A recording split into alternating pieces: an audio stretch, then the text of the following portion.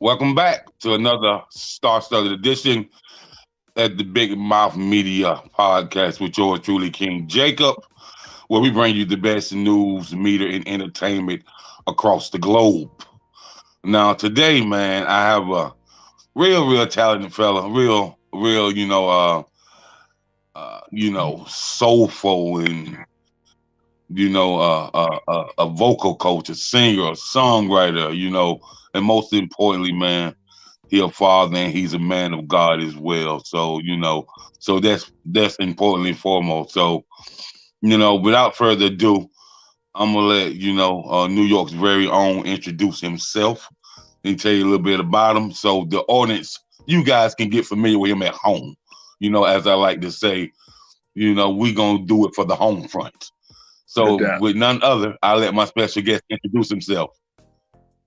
Well, my name is Ron Anthony, and I am the protege of the late Luther Vandross, and singer, songwriter. I've worked with some of the legendary acts in the history of our music, from Patti LaBelle to Denise Williams to more recently Chico, Debarge, and Amel, Larrieux, and some names that are familiar, but the music speaks for itself. So.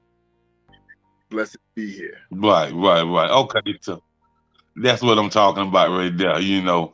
Legendary, but always serving a purpose when you hear his vocal ability. So it serves a purpose.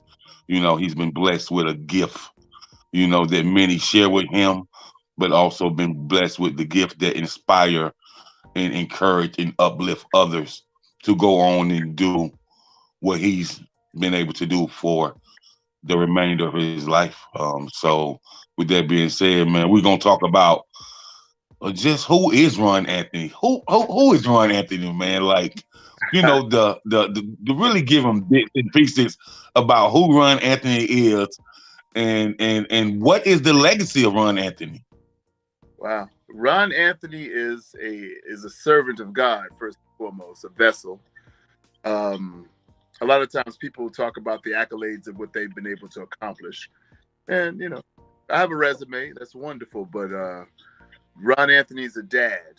Ron Anthony is someone who God gave a gift to in order to bring people closer to him, not to revere me. You know what I'm saying? So although the music is whatever people would say the music is, what I endeavor to make my music do is to bring people close, to make them feel, make them love one another again, and most of all, bring them to submission to Christ Jesus, our Lord and Savior. So you can do that with secular music too. Okay. So wow, okay. That's what I'm talking about. Yeah. The diversity of music at hand that touches people no matter what genre of music you do. You still can touch lives. That's what I'm talking about. Absolutely. So with that being said, when did you first find out that you had the gift? That you was blessed with this gift? Pretty young. See, I grew up in the church. So my grandmother was the minister of music in the church down there in Carthage, North Carolina, Stony Hill Free Will Baptist Church. And from a very early age, from the time that they carried me in their arms till I could run around and speak, music touched my life. So when I began to open my mouth, a little one, when the piano would play, I would sing every note on the piano that she played. She'd be like, "Ooh, he's got good tone. He can hear," And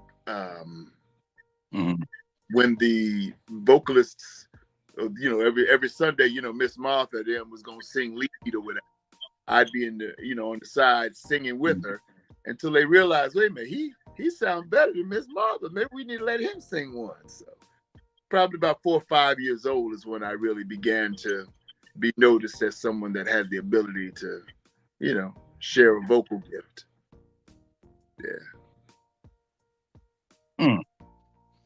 So upon sharing that vocal ability, in the church house, and so when did you realize, your grandmother sang it first? Because every time she hit that key, she was like, "My God, he's He on could, key. yeah, and no He ain't matter miss how a high note she or went, I would nothing." go up high with So her. Yeah. Yeah. right. So once you find out, that you really had something, what age was that? And then when you went to school, how did that register with your peers? I think I really started to realize I had something when I was probably about 7 or 8. My dad worked for Atlantic Records, so I grew up backstage at the Apollo and backstage at Madison Square Garden and the Felt Forum and all these places. And being able to see the music from how it's made to performing it in front of people,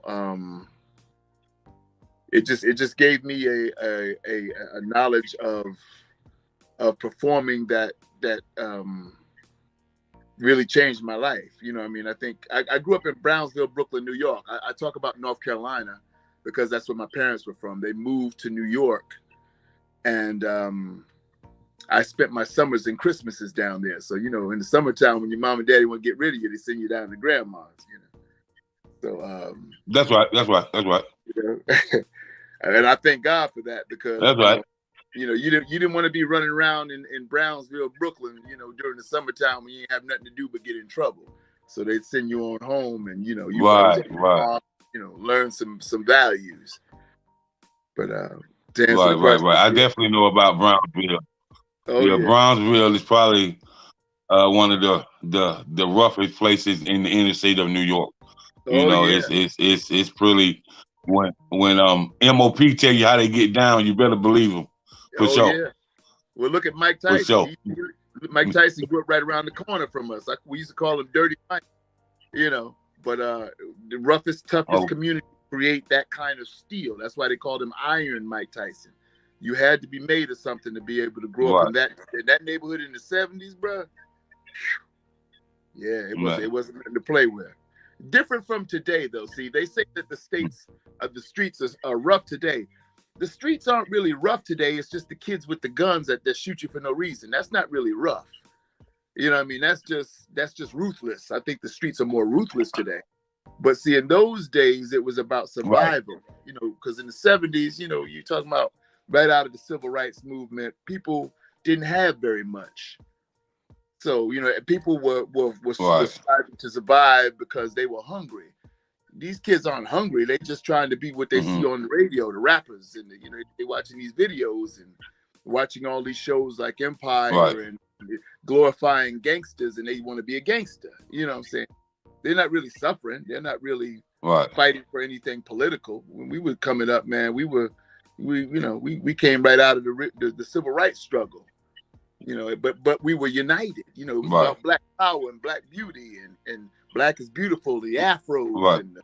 and the music reflects that. You know what I'm saying? So it was Right. natural for Right. someone who, Right. like And me, so, grew up with the interest in music.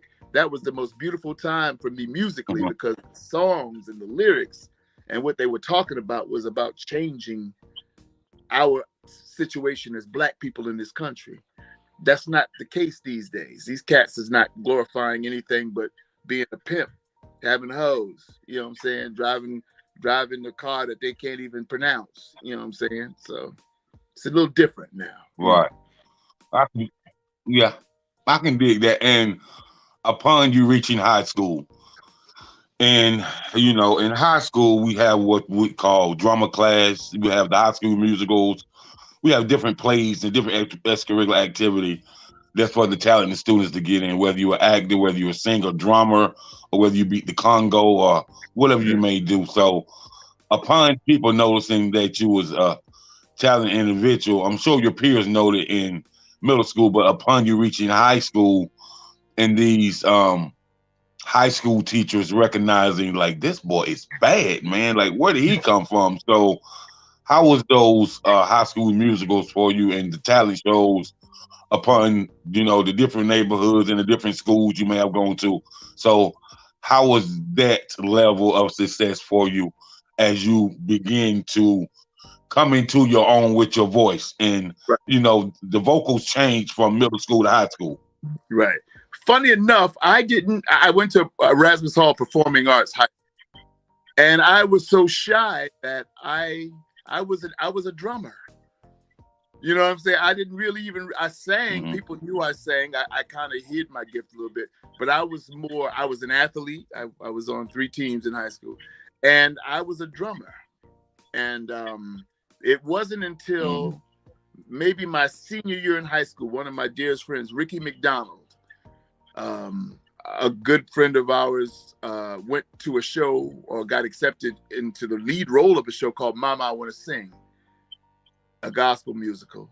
And he wanted to be in that show. So we, the school was so proud of our colleague that got accepted to the show. They did the school trip and everybody went and supported the sister in the show. And it was his dream to be in this show. So he pulled me along with him and made me audition. And right off the top, he got the role. He got the role first, actually. And then he made me come maybe a year afterwards. And I got the role and toured with Mama I Want to Sing all over the world for about 6-7 years. So high school for me was more about me being an athlete, a drummer, and a comedian, because everybody thought I was just hilarious. So I was too shy to sing. Okay. Yeah. So when did you upon Mama I Want to Sing? And I've heard so much about this musical for years. I'm talking about years. So yeah, upon that right there, and you traveling from city to city, y'all going out the country and stuff like that. What was that experience for you like as a young man? Because you're still very young at that time. So what was that experience for you? It changed my perspective of it changed my perspective in twofold. We started out doing the United States, so we did Atlanta, and we did as what they would call the Chitlin circuit. But then when we started to, you have your experiences there, what you would expect, what you don't expect. Of course, we didn't face any racism or anything like that because it's far different from what it was, back in the days. But they call it the Chitlin circuit because that's where, and that's a derogatory term to describe going to places that are frequented by our people. So rather than just call it the circuit for African Americans, they call it the Chitlin circuit because that's that subtle racism. But when I went overseas, I think the first overseas tour was Germany, Austria, Switzerland, and those 3 places changed my perspective on everything because I had never, I'm a little cat from Brooklyn, from Brownsville. You seeing mountains and exotic white folk, you know what I'm saying? And the race we face in this country, you would have expected, especially Germany, you would have expected to feel some hint of racism, and it was quite the opposite. In fact, a couple of the cats that we toured with for years, when they went over, they never came back. It was an emancipation, so to speak, to go somewhere else so drastically different and encounter people that embraced you with such love and kindness that it didn't matter what color you were. And the fact that we had a gift. The one thing I loved about the European people that I encountered in those places is they understood that in our people, when we have a gift that powerful, it has to come from God. So in a sense, they revere that. You understand? So here in this country, they just think that that's something normal, and that's why it's so misused. They understand that gift is sacred, and when they see you using it to do something sacred, that's a star. Not the ones that get over there and just show out. They be like, okay, that's not really, they don't really pay that any mind. That's why all of the older acts still are big stars over there, because they're true to the art of it and there's beauty in it. It's not anything vulgar. They don't accept that. They won't, it's not something that they feel is proper, as they would say. So that's why a lot of the old cats that don't Right, have right, right. that can't sell a concert here at all, you go over there and they're huge stars still to this day. They understand what it really is. Right, right, right, right. Okay, okay. Yeah, but I've heard so much about Germany, especially to a lot of my family members that's in the army and stuff like that, and they just tell me that how much that Afro Americans get so much love in Germany, and it's just like a whole different eye opener when it Absolutely. comes to especially black men that's over in Germany. Oh, absolutely. Now Japan, that was Yeah, even yeah. So, more profound. When I went to Japan, I definitely didn't want to come back. First of all, they're very, very polite people. Very, they're honor driven. They're always bowing and very, polite. But they understand the gift. They. It's almost like worship, But I would always tell them, I'm just the vessel. What you're experiencing ain't me. That's what he gave me. So, you know. But there's such right, honor right, right. in when you share your gift in an Hmm. honorable way. It's like a double blessing. You know what I mean? Right. So yeah. That's dope. So it kind of reminds me, man, of when I was younger. I used to be like, man, why the hell is Michael Jackson so big in Japan, man? What makes Mike this icon to these people that like worship him, like they think he a Yeah, god, and yeah. like the see a Michael Jackson concert on TV in Japan, it's like wow, like man, wow. And so now to hear you say this about Japan and your experience, I can really understand why. You know what I Oh mean? yeah. They know I what can they're definitely looking. understand. They know what they're looking at with the blessing of that. You know what I'm saying? So yeah. Did I lose you? You still there?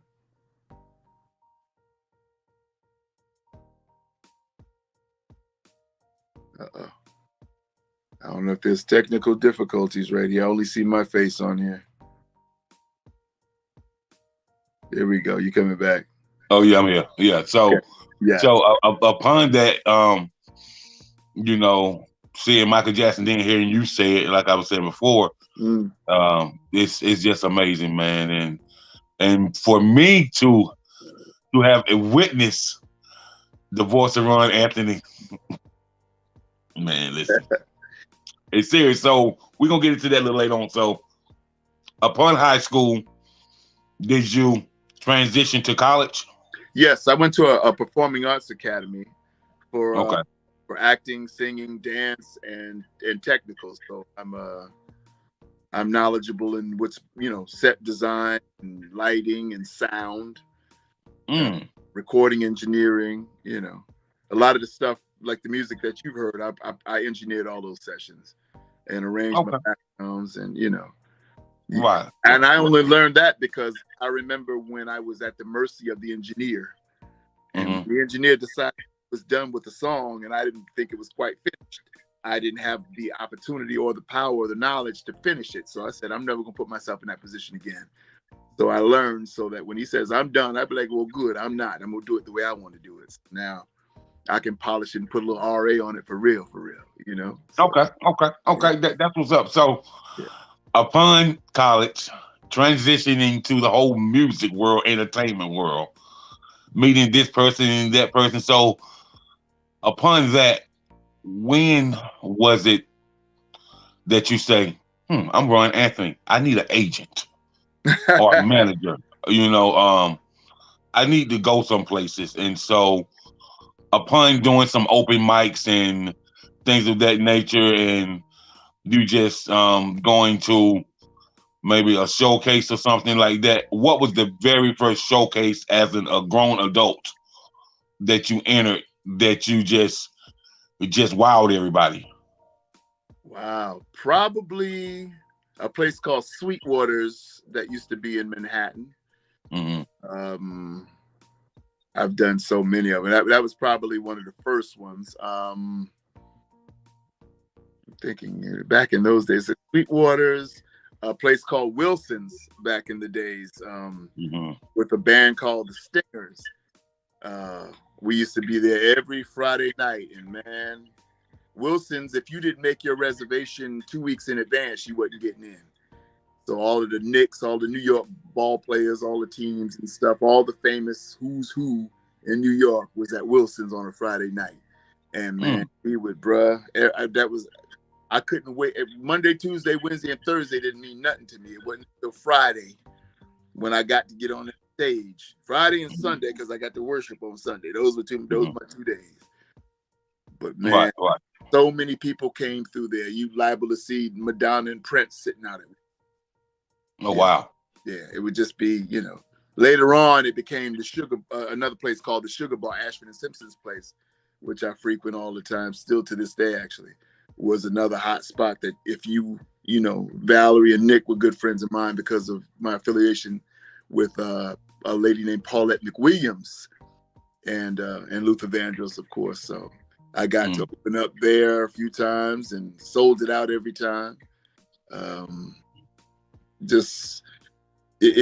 When you become a New York name and you frequent a lot of these places and do these shows, and when I'm home, I'm off tour, and you set something up and people come out, man, it's no feeling like it. Because in New York, that audience, it can be funny, but when they always show love, and not only show love, everybody comes and you can't get nobody in the building, and that's every time. Yeah. So far in my career, every show I've ever done has been sold out. That's crazy. Listen, man. Listen, hey. All I can say, man, I know my ears hurt. So, I mean, it ain't far-fetched. So, upon this, and, for you to be the protege of the late great, as my homeboy would say, do. You know what I mean? Yeah. He would say, man, bro, the only pure, my homeboy would say, excuse me, the only pure voice that I have ever heard besides Luther that can compare. He said, it's 3 of them. Okay. He said, give me Luther, Donny Hathaway, and Stevie Wonder. Yes, sir. I said, listen, man. That's the Holy Trinity. I'm trying to tell you, man, like when you actually name those 3, man, like you really doing something, bro. Luther, Donny Hathaway, and Stevie. Wow. Boy, listen, and man. Back in the days, they tried to create a rivalry between those two. Really? Yeah, and Donnie would get upset because they would always compare him to Stevie, and to me, I don't really see the similarity. I see they're both, the dexterity vocally is there. Stevie is a higher range and in a different timbre, but I think it was about the soulfulness of their voices that were comparable. But once again, the media would try to pit them against each other. Anytime someone compares someone against another person, it always kind of bothers me because they're 2 different individuals. Like they said, there'll never be another Whitney or another. There's not supposed to be. There's not supposed to be another Luther. People say you have Luther qualities. One of the things Luther used to say to me is we have similar tones, very, very similar tones. You can do things that I can't do. I was like, well, you can do a whole lot of things I can't do. But it was like, never walk in my shadow. Never let them do that to you. When they compare, don't let them do that, because it's not fair to it's not fair to my artistry, and it's not fair to diminish him to mine. That's what I said to him. He was like, well, that wouldn't be a diminishment in my eyes. I'm like, but I'm growing. I'm the seed on the tree. How can you compare a tree that's been growing wonderful fruit and then try to compare this one little thing that I haven't even reached my maturity yet? It's not until I get to the point where you can partake of it, and you know what I mean? It's like the gift is still growing. Mm-hmm. So when people, they tried to compare Ruben Studdard to Luther Vandross, let Ruben Studdard do Ruben Studdard. You know what I'm saying? Right. And you know what really used to upset me, and I can remember this vaguely when I was like 12 years old. I heard I heard my dad. We was down there because my dad used to umpire softball games. Mm. So we was down on the softball field. And I had some older brothers talking about some people around my age, my dad's age, and they were talking about man. Mr. Jerome said, I don't know why that they compare Luther and Freddie Jackson. Like the Yeah, tonality is not the same. it's totally He said, different. they said both of them are iconic in their own right. Absolutely, He said, but yeah, and both of them can sing their tails off. absolutely. He said, but to make that comparison just because both of them was on a top plateau at the They same both sang time. love songs, and they would. Freddie's another good buddy of mine. We talk about that all the time. He said, "I don't know why they always." And in a sense, they were trying to create a a gap between them by doing Right, that, because artists have egos. right, You know what I'm saying? Luther was the kind of person who you wasn't gonna be able to bait in like that. You know, Freddie might have, if you know, if Luther would have came, you know, and said, "Yeah, well, you know, I'm better" or whatever, Freddie would have probably responded. But right. if you know, Luther would have not even responded to that because he didn't have to. You know what I'm saying? And thankfully, they never had that. They were friends. They were good friends. They've never had that kind of adversarial, you know, type situation. But Eh, their voices are totally different. They were both love song cats, and right. they should have just, you know, left it at that. You know, these are two brothers that, you know, are phenomenal, and the ladies love them. Yeah, yeah, You yeah. know, And what's funny about that, man? I seen Freddie do an interview, mm. and and he was like, man, Luther, you know, when we see each other or when we call one another, he said we would just laugh about it, man. Oh yeah, absolutely.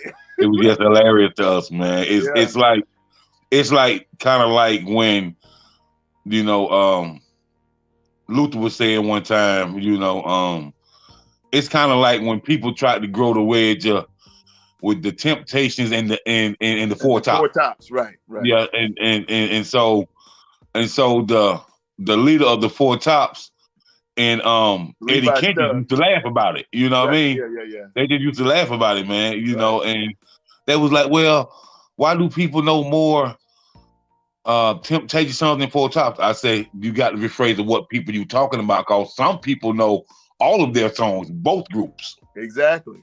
You know what I'm saying? So you gotta kind of. I think the younger generation know a lot of Temptation songs because all their mamas was in love with David Ruffin. Right. Right. Exactly. It's David Ruffin and Eddie Kendricks, because Eddie was good right, too. You know, yeah, yeah. right. So with that being said, man, you know, you always have the music, critics that try to compare and stuff like that, and Mhm. just like I heard somebody say that who was the best singer between Beyonce and Mariah Carey. I said, man, please leave that one alone. Please leave that one alone. We ain't gonna even talk about them. We're gonna get back at hand, man. So Right. when did you get the position of being a protege of the late great Luther Vandross? Like Wow. how did that come about? Yeah. Funny enough, I was doing "Mama I Want to Sing" Part 3, which was called "Born to Sing." Mm-hmm. Just so happened on one Saturday night, on Mother's Day, Luther decided to bring his mother to the show. Okay. And we backstage, and everybody's like, "I think I saw Luther Vandross in the audience." I'm like, "Oh my God." I've been a Luther Vandross fan before Luther was Luther. You know, when Right. Luther was doing jingles, I knew who Luther was. But once again, Right. my father worked for Atlantic Records, so one of his buddies was the cat that did all of the commercials, a cat named Kenny Williams. His son, Mm-hmm. Kenny Seymour, is the one who's the musical director for Ain't Too Proud right now on Broadway. I grew up with Okay. him. We used to play together when we were kids. So that show happened. There's a scene in the show where I come on and I do my thing. It was that's a long story. At the end of the show, Luther comes backstage to meet the cast. He said, "I enjoyed the show so much." He said, "Where is Brother Ahmed?" Because in the scene that I did, I pretended I was an Arabic guy. And I said, "My name is Ahmed Muhammad Uh Lahim Jackson. I'm from Harlem." You know, it was part of the skit. huh. and we sang the Clark Sisters, "Is My Living in Vain?" Mm-hmm. And he said, "I need to meet Brother Ahmed." So everybody starts laughing. He said, "Oh, that's Ron over there." And I'm standing in the corner like, I cannot believe Luther is asking for me. So he walks over, he's laughing. He said, "Man, you were hilarious." Because once again, I got that little, I'm a fake stand-up comedian, you know. Mm-hmm. Right. He said, "But let me tell you something on a serious tip." He said, "Your tone is amazing. I want to work with you." My eyes got as big as a 70-inch flat screen TV. And I'm like, you want to what? I want to work with you, man. I'm gonna get your number from your producers here on this show. I'm gonna be throwing you some opportunities because I see something in you, brother. I don't remember going home that night. I just remember once I woke up the next morning because I So, floated. It just, you know. so upon hearing this news, and you just baffled, your mind's all over the place, and being that your pops worked for Atlantic Records, and what was the next conversation you had with your pops after you got this news from Luther? After Wow. Luther told you this? Well, at that point, my dad was no longer. He was down in Atlanta at the time, or Okay. in North Carolina, rather. I don't think I told him immediately because for me, it was like before that, I had so many situations in terms of people saying things to me and promising me things and bringing me contracts that were like nothing that should realistically been considered. Mm-hmm. I waited until Luther called me maybe about a month later and said, Mm-hmm. "Diana Ross and the Supremes are doing a reunion tour around the States, and then it's going to be international. I want you on that gig. You're going to be one of the background singers on that gig." I'm like, "What? You know, you're going to earn blah, blah, blah, $1,000 a show and whatever. And you start rehearsals in about 2 weeks." So he sends his buddy over, Fonzie Thornton. No, actually, I went over to his house to do my official audition, to test my ear for harmony. Got the gig. But unfortunately, at the point when we were about to leave, Diana decided since the rehearsals were going to be in LA, they should hire people from LA. Okay. So that fell out because I was in New York. I said, "Well, it's easy for me to get on a plane. I can be from wherever I need to be from to do this gig." Mm-hmm. So it ended, and then after that, it ended up that Diana and whomever, the tour never happened, so to speak. But the fact that he considered me for that was an honor. Later on, while singing background for a woman named Paulette McWilliams, who's like my other mother, who was one of his main background singers as well, sees me again, is like, "Oh my goodness, there's that kid." And we got signed to Luther, a group called Vintage. And I was one of the lead singers. We all four of us sang lead, but it was. So the group Vintage you signed to, that was actually Luther's group on Luther's label. Yes. Okay. Oh man. So upon getting this deal with Luther, man, listen, man, not too many people get deals with legendary people, and not too many people has a chance to be connected with Luther and had a chance to be connected to his girl, Patti LaBelle. Oh, wow. If you know anything about Patti, she loved some Luther, and Luther loved her. They was tight, Oh, like yeah. real tight, Yeah.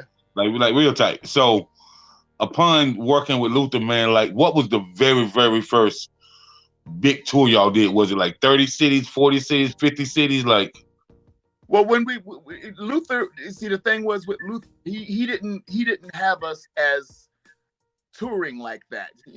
We did the CBS morning show with Brian Gumbel. Okay.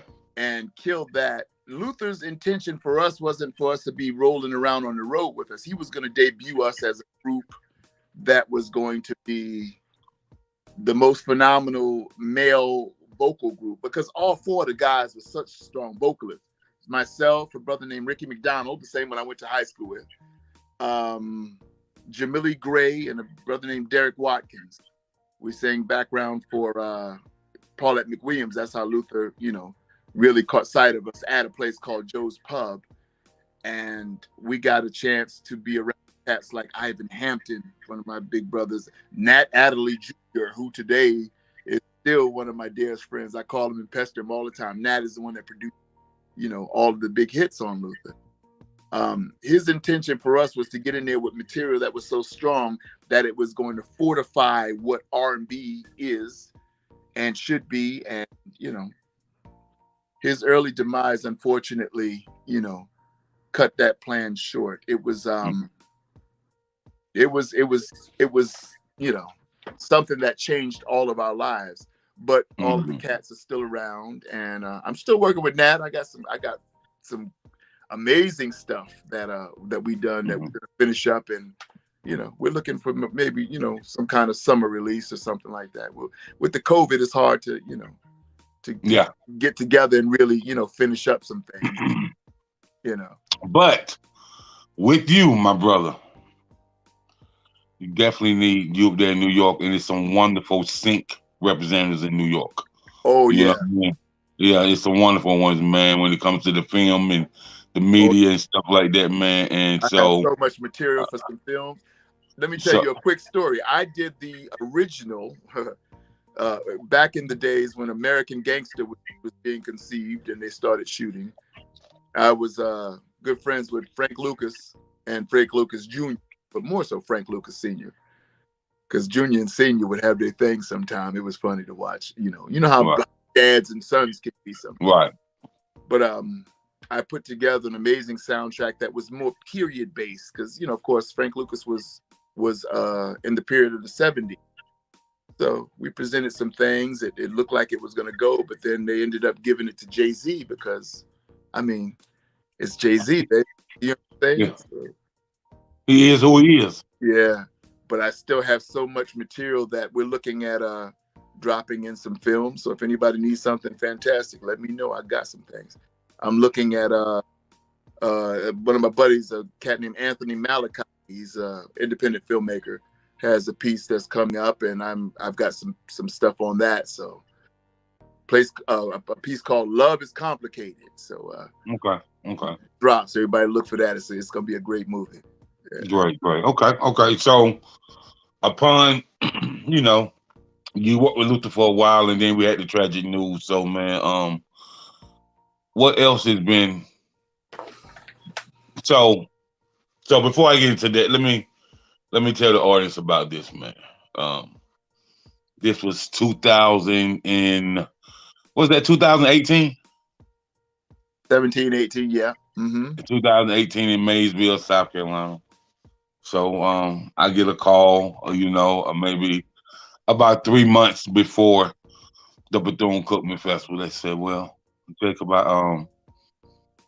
man, I got something I want you to be a part of, and just to come down and network and meet some people." And so it was the legacy of, she's your auntie, right? He's yes, great.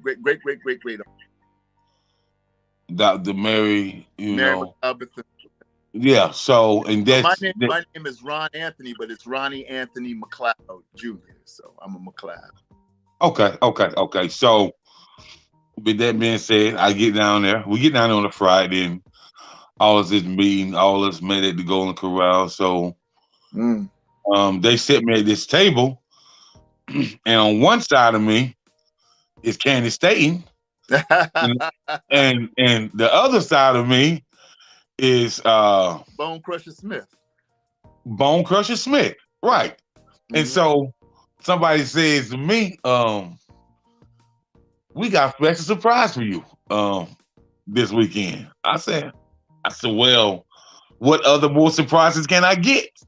I'm sitting beside, the Xbox of Bone Crusher Smith and Candy Staten.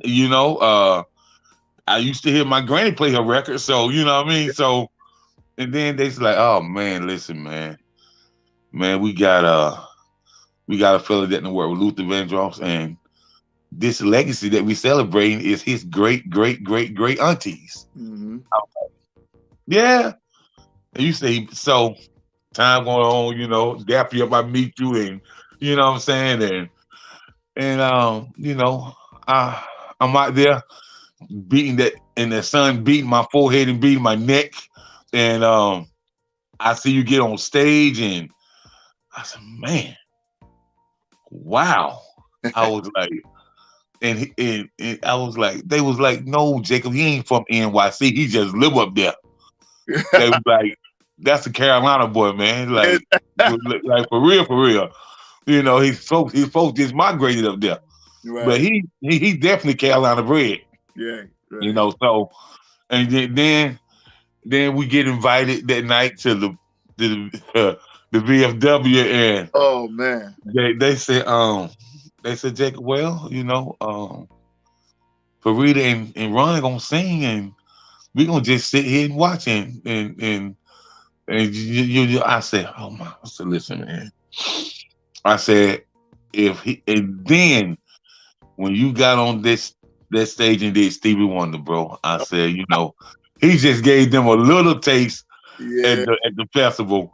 But when you got on there and did that Stevie Wonder, man, that Superstition, man, I was like, you know what, man? I love mean, it was, but I was singing back or whatever. See, at that VFW, see, they had a live band. Yeah, man. Don't you turn this fool loose with a live band. Now let me do what I do. You know what I'm saying? Right. Bruh, it was liberating. So, and the audience, you know, yeah, going down, and you got some folk that really want to have a good time, and they understand what they're listening to, and they ain't these little young kids that don't know how to really appreciate music. You're gonna mess around and have a good time, man. We had a blast that night, and we sang and sang, and yeah, man. We had a wonderful time, man, and you know, I said myself in my head, I said, he touched that mic in the way that band is playing like they at church revival. Bruh. Listen, man, listen. We they almost wouldn't let me sit down. You know? I know, man, and I know for a fact, man, that and me and Rod was talking, and man, like as soon as this COVID thing let up, man, we're gonna go crazy with these shows. Go crazy with them. Crazy. And matter of fact, I just got off a call the other day. I have my friend Sterling, he deals with this guy that does a Sam Cooke tribute all around the country. Wow. And I thought about it as you know, I was thinking about the interview today. I say, you know what? I need to plug Ron with my man Sterling, man, because you and that guy hook up. Woo! Listen, man, I'm trying to tell you, yeah, bro. So can you do that Sam for real? Yeah, he can do that Sam, bro. Oh, come on now. I love that. Yeah, man. He can do that Sam, man. So yeah, man, he can do that Sam, because you know, if you can do Sam, you're a bad boy. You better believe it. Yeah. Remember when the stars were really stars? Yeah. Where you and nobody sounded like anybody. That's why I couldn't Donnie. But name me 5 definitive stars today that can compare when we had Aretha and Donnie and Stevie and so many others. You know, Sam Cooke, Otis Redding. Nah, man. I can say, man, man,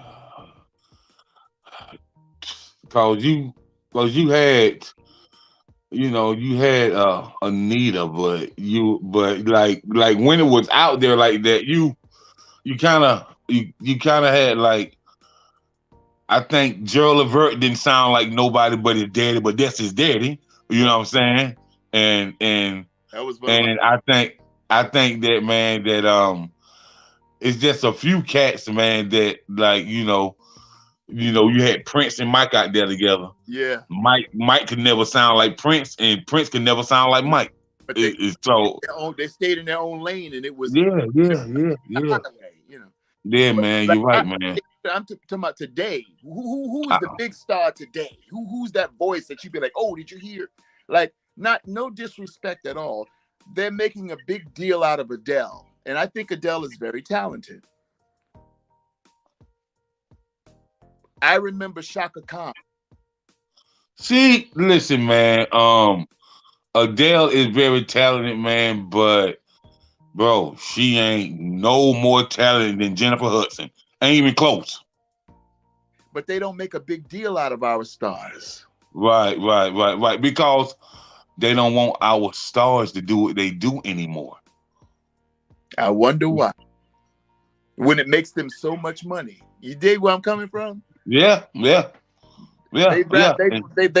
want to exploit their ability and make money on it, but they just don't want it to shine just as brightly as their Caucasian contemporaries. Even though they're making money, they still don't want to afford them the But ability to have that much impact. You can be but do you important, remember? but you can't be that important.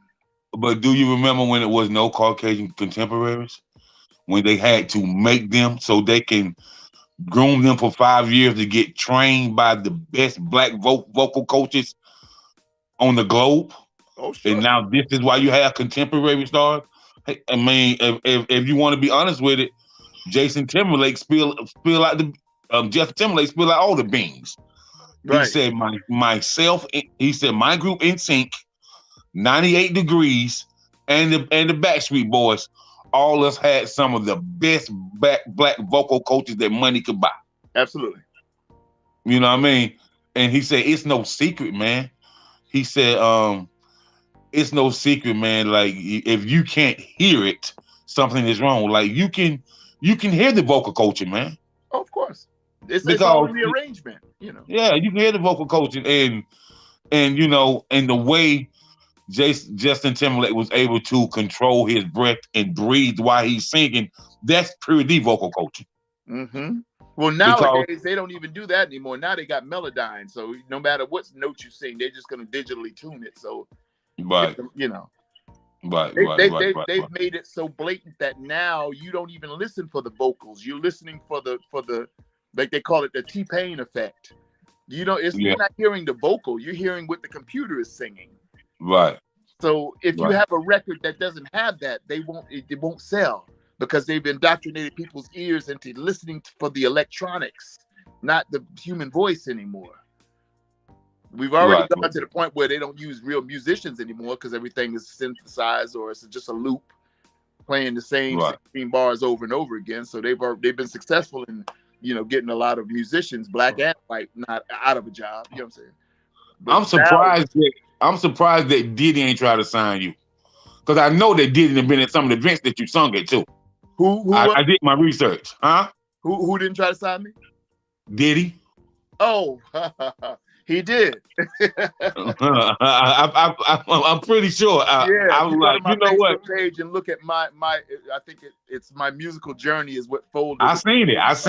That's why I brought it up. Oh yeah, he wanted. Yeah, they. I got the phone call to come on. Maybe not that night, but another night. Mm-hmm. The thing with Diddy is he doesn't negotiate the contract. He's gonna give it to you, and that's what you're supposed to sign. Nah. See? And the problem is, and that's for some that's a good situation because they're coming from having nothing and they're willing, not understanding the business, they're willing to be, like they say 10% of something is better than 100% of nothing. For me, having the background in music that I had, once again, my dad worked for WEA, one at Electra Atlantic, but with the Atlantic division mostly.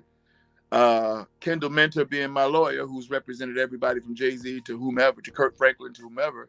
My godmother, Millie Jackson, going out on tour with her. My first cousin, Sister Sledge, going out on the road. I already knew the ropes, baby.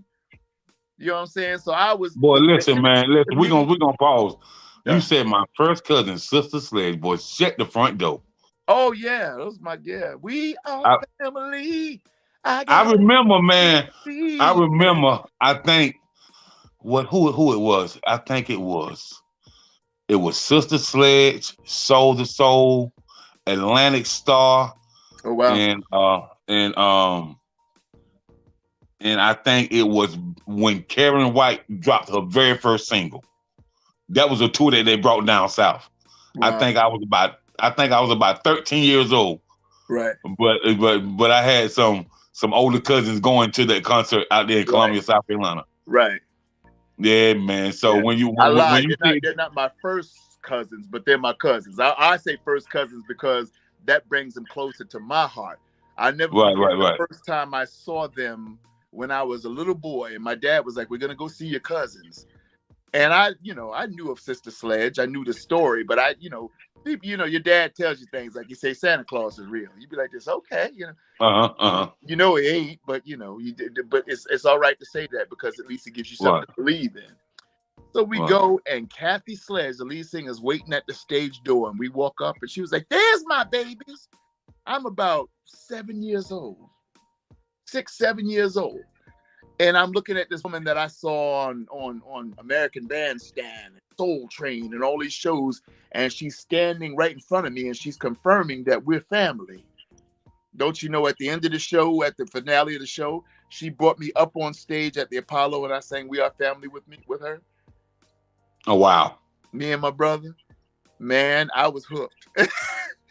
I knew I wanted to sing before that, but and I grew up kind of going to the Apollo because I was able, but never on stage, during the show. I could play on the stage when nobody wasn't there yet because I'm just one of the executives' kids. So I could walk around the whole place. But a full audience, they say, "I want to bring up my cousin, my baby cousin and his brother, Todd and Anthony. Y'all come up here." Bruh. And you stand up there and you feel the energy from that crowd.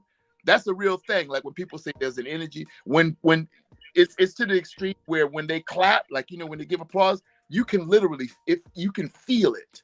Mm-hmm. It feels like if you can imagine what a magnet feels like when you take two magnets and try to push them against you feel that force that pushes them away.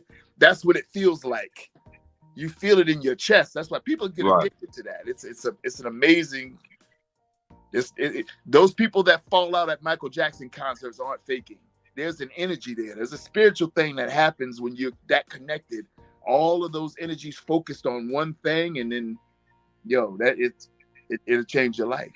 That's why when cats have careers and their careers kind of go down the tubes and they miss that, they resort to drugs, to something to compensate for that. And all that is love. Mm. That force that you feel, that thing that changes you, that you feel when the people are out there, that's love, man. So okay. So Ron, let's talk about before we get out here, I want to talk about one last thing. With you being a singer of this magnitude and this special ass gift that you got, man. That whole New Jack City era, when it was Keith Sweat and Aaron Hall and all of them cats that's legendary that was coming out of New York singing, man. And you was around that whole circuit, right? Let's talk like so. How was that circuit? And because these guys wasn't quite, they was big, but they wasn't quite as big as that we thought they was gonna become. So they became huge, and so I kind of have some fellas, older fellas in my camp, some of my OGs that can tell me about, how Teddy and Aaron and Damon and all of them got together, and because Teddy people is from Fort Smith, Virginia, and so I got some homies down there that like my cousin Teddy tells about it all the time. He said it was kind of weird, but that whole New Jack City vibe in New York just was like a rushing roller coaster, man, running concurrently, man. So how was that New Jack City era for you? First of all, Teddy Riley, to this day, I believe is one of the most amazing producers, bro. Facts. He took his experience growing up in Harlem and mastered a way of combining hip hop, R&B, jazz, blues. I mean, New Jack's swing. I mean, he's a product of an amazing musical environment, and first of all, a great cat, humble dude, very, very talented dude. Everybody wanted to be cool like those guys. You know what I'm saying? And they were not cool in the sense of the way that they look at cool now. See, cool is gangsterism. See, back then, you had to have your fly suit on. Aaron was bringing the vocals. You know what I'm saying? They had the dance steps, everything. It was about showmanship, and those cats were that Gene Griffith, who is funny. My dad and Gene knew each other very, very well. Right. A funny Gene Griffith story too. I'll tell you that after that. The way that affected me made me understand. First of all, Aaron Hall's style is very, very influenced by Charlie Wilson. So if you really, Charlie's still a bad boy. Oh yeah. So, you know what I mean? Then of course now R. Kelly is a byproduct of Aaron Hall, if you really want to be. Yeah. You know what I'm saying? But I can understand that. Yeah. But we don't look at it, but KC is a product of Charlie Wilson. In a sense. Charlie, but Bobby Womack. That too. Yeah, yeah. That's Bobby. Yeah. Bobby had that that. Right. See, he got that country blues boy thing. Right. Bobby Wilson got that Midwest funk. Yeah. Charlie bad man. And but man, a person that to me had one of the most smoothest voices, man. Who's that? Is my man Cool from Kool in the Game. Oh man, one of my ex-managers. Okay. Yeah, man. So before we get out of here, Ron, I just want you to give us a little taste of something, bro. A little taste of something, man. It has to be Luther.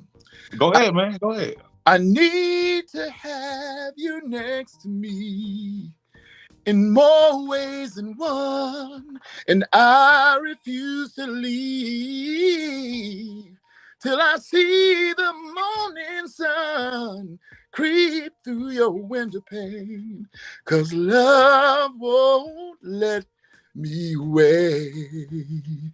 Ooh, yeah. My man. So, ladies and gentlemen, this is a good friend of mine, Ron Anthony, man. Legendary, man. Worked with Luther for a very, very long time.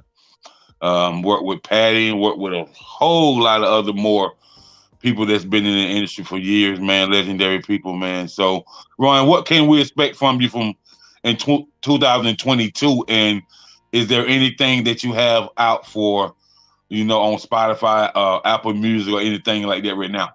We're getting ready to do a release now called Ron Anthony Unauthorized.